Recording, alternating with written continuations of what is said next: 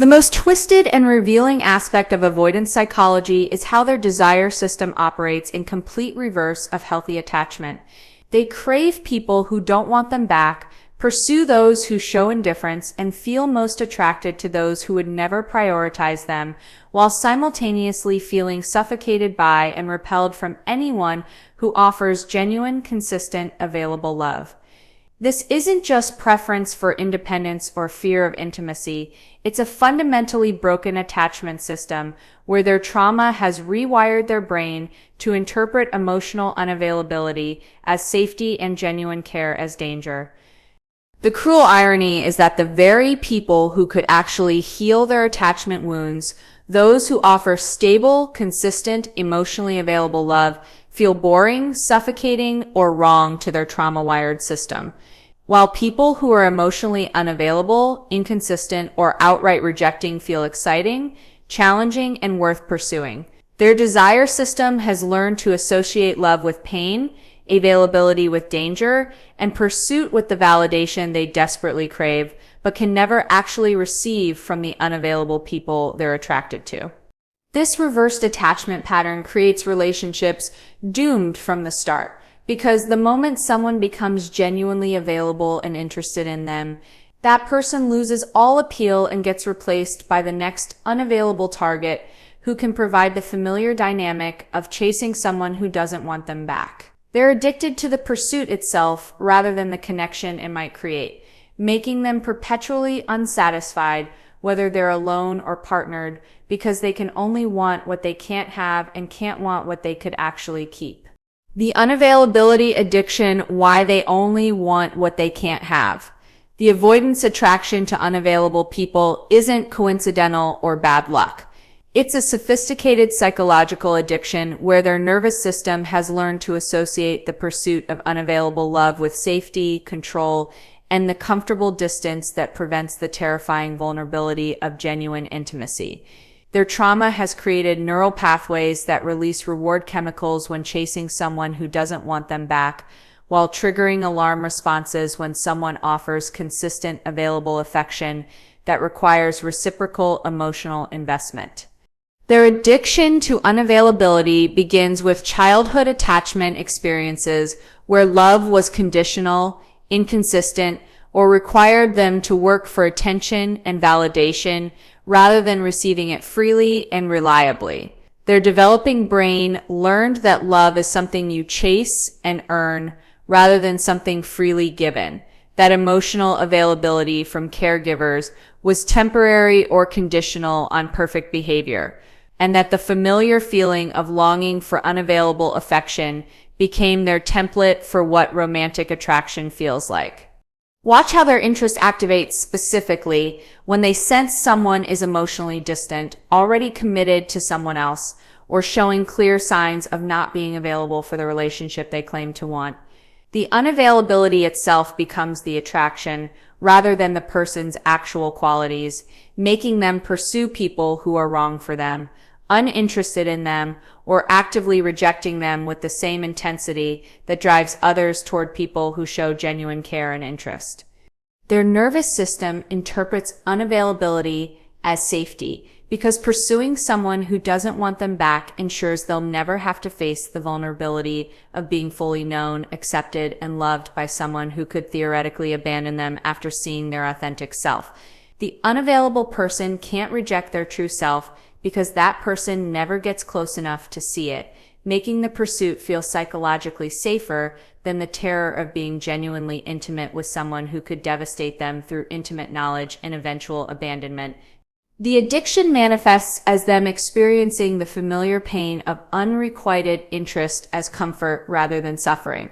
The longing, the wondering, the analyzing of mixed signals, the hoping for reciprocation that never fully arrives, creates the emotional state their childhood taught them was normal.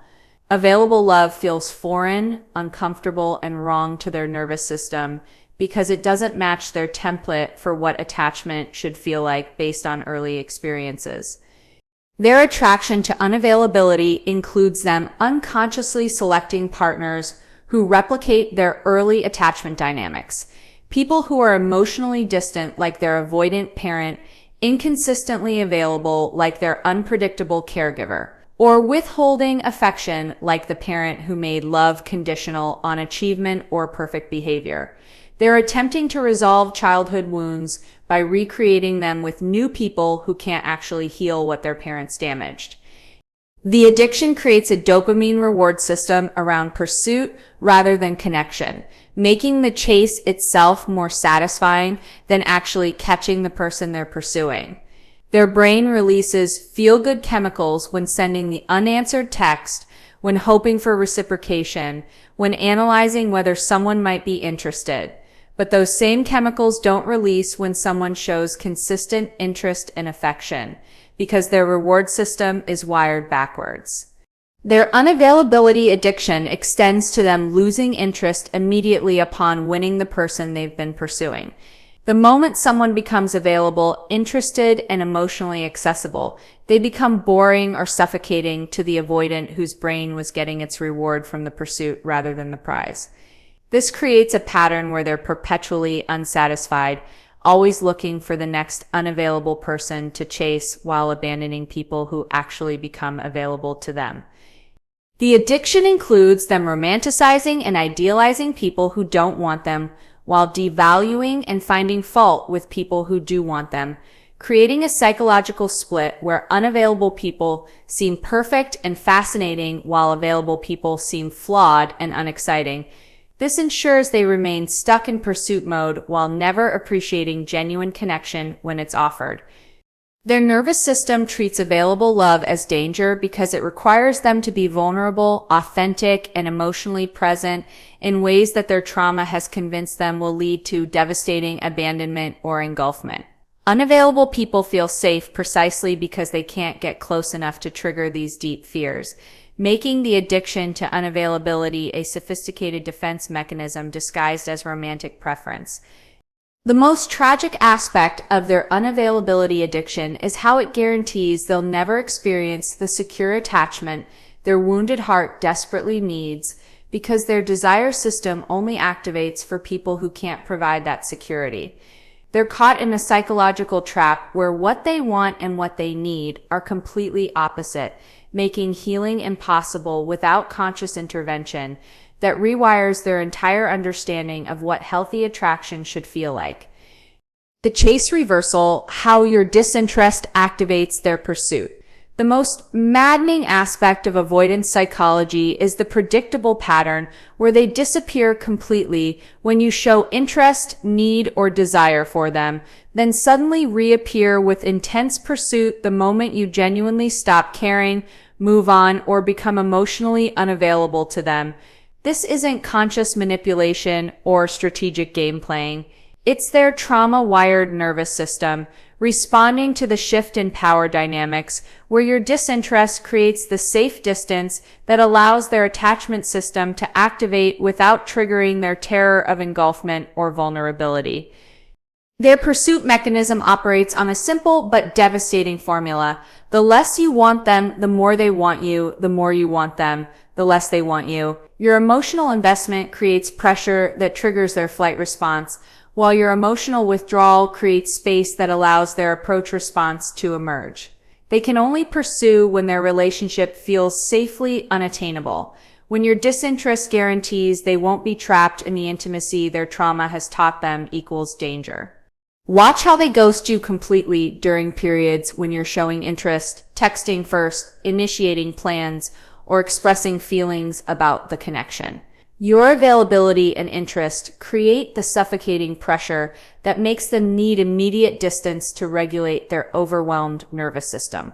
But the moment you stop reaching out, start dating someone else, or genuinely redirect your attention away from them, they experience the panic of potential loss that overrides their fear of intimacy and triggers their desperate pursuit. The neurochemical reward system underlying this pattern involves their brain releasing dopamine and adrenaline when pursuing someone who doesn't want them back. The uncertainty, the challenge, the potential rejection all create the excitement and reward chemicals that their nervous system has learned to associate with romantic attraction. Your disinterest creates the perfect conditions for this reward system to activate because you've become the unavailable target that makes pursuit feel thrilling rather than threatening. Your genuine disinterest triggers their abandonment wounds in ways that your interest never could, because when you wanted them, they felt in control and safe to maintain distance. But when you stop wanting them, they experience the terror of being abandoned and unwanted that their childhood wounds created, activating their pursuit response as they desperately try to regain the validation and control that your disinterest has stripped away from them. The chase reversal includes them romanticizing and idealizing you specifically during periods when you're unavailable to them, constructing elaborate fantasies about your potential relationship and your perfect qualities while conveniently forgetting all the reasons they were running from you when you were actually available. Your absence allows them to project their ideal partner onto you without the reality of your actual presence challenging their fantasy. The reversal mechanism includes them interpreting your disinterest as evidence of your value and worthiness because their trauma-based logic equates being hard to get with being worth having, while people who show consistent interest must be desperate or low value. Your withdrawal of attention paradoxically increases your perceived worth in their backwards attachment system, making them pursue you with intensity that will evaporate the moment you become available again. The nervous system experiences your disinterest as the safe distance required for their attachment feelings to surface without the threat of actual intimacy. When you don't want them, they can want you safely because the wanting won't lead to the vulnerability they fear. When you do want them, that wanting creates immediate pressure for reciprocation and emotional availability that triggers their flight response and kills their attraction. The chase reversal creates toxic relationship cycles where they pursue you when you're distant. You respond by becoming available. Your availability triggers their withdrawal. Their withdrawal makes you pull back, and your pulling back triggers their pursuit, again in an endless loop that prevents genuine intimacy while creating the intermittent reinforcement that makes both parties addicted to the dysfunctional dynamic. Their pursuit during your disinterest typically includes them testing whether your lack of interest is real or strategic, whether you've genuinely moved on or are playing hard to get. They need to determine if you're actually unavailable, which triggers genuine pursuit, or performatively unavailable, which triggers their suspicion and resistance. The authenticity of your disinterest determines whether their pursuit is sustained or quickly abandoned. The most devastating aspect of the chase reversal is that even when their pursuit successfully wins you back and you become available again, the pattern immediately resets to them losing interest as your availability recreates the pressure and intimacy fears that caused their initial withdrawal. They're caught in a cycle where they can only want what they can't have, making sustainable relationships impossible as long as their desire system remains wired backwards. The control factor. Why they need to be the less invested party. The avoidance psychological requirement to be the less invested, less attached, and less emotionally available partner in any relationship isn't about not caring or lacking capacity for love. It's about their trauma-based need for control over emotional outcomes, protection from vulnerability, and insurance against the devastating abandonment they're convinced is inevitable if they allow themselves to need someone more than that person needs them. Their control mechanism operates through careful monitoring and management of investment levels, ensuring they always care slightly less, need slightly less, and invest slightly less than their partner to maintain the power position that feels psychologically safe. When you want them more than they want you, they hold all the cards, they can leave without devastation, they can set all the terms, and they can regulate intimacy levels based purely on their comfort without having to consider the other person's needs or feelings. Watch how they actively manage their own attachment levels through strategic distancing, emotional withdrawal, and relationship ambiguity. Specifically, when they notice themselves caring too much or becoming too attached to someone, The moment they feel themselves crossing the threshold into genuinely needing you or depending on your presence for their emotional regulation, they create immediate distance to restore the control that equal or greater investment would threaten. Their need to be less invested stems from childhood experiences where depending on caregivers led to disappointment, neglect, or abandonment, teaching their developing nervous system that emotional dependency creates vulnerability to unbearable pain.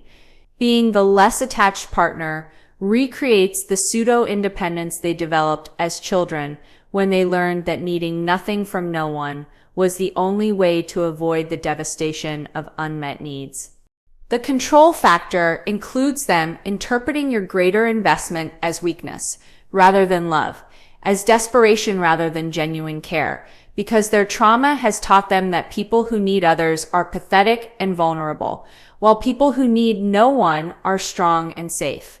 Your visible investment triggers their contempt and withdrawal rather than their appreciation, because it represents everything their wounds taught them to avoid becoming.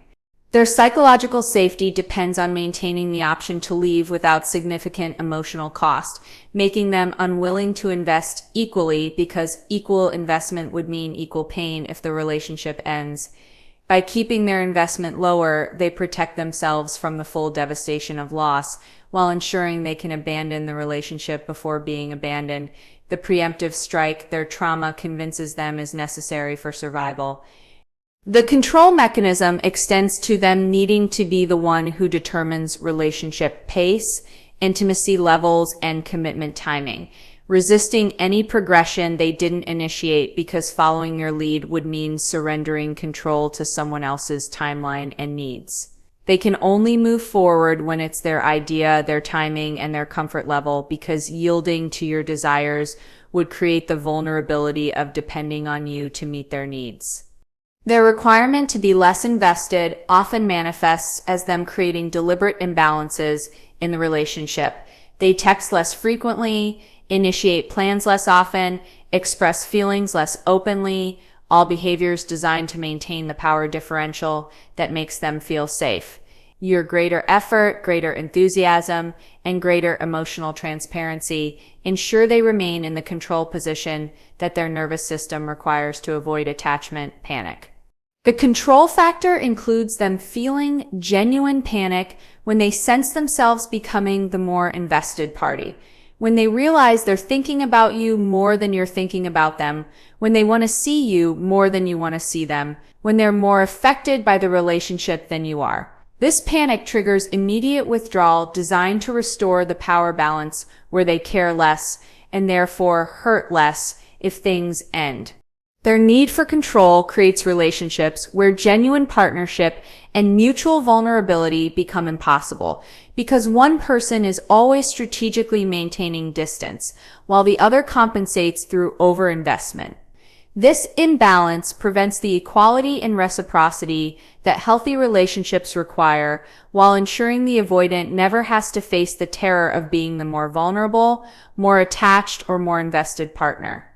The safety of being less invested allows them to maintain their self-image as independent and self-sufficient, rather than facing the reality that they have attachment needs like every other human.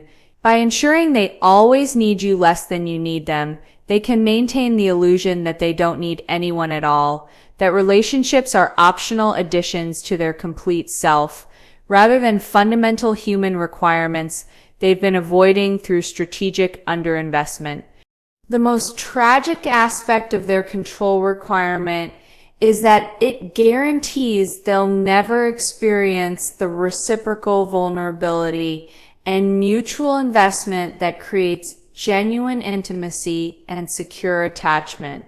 By always being the less invested party, they protect themselves from one kind of pain while ensuring they'll experience the different but equally devastating pain of perpetual loneliness, superficial connections, and the emptiness of relationships where they never allow themselves to fully show up or genuinely need another person.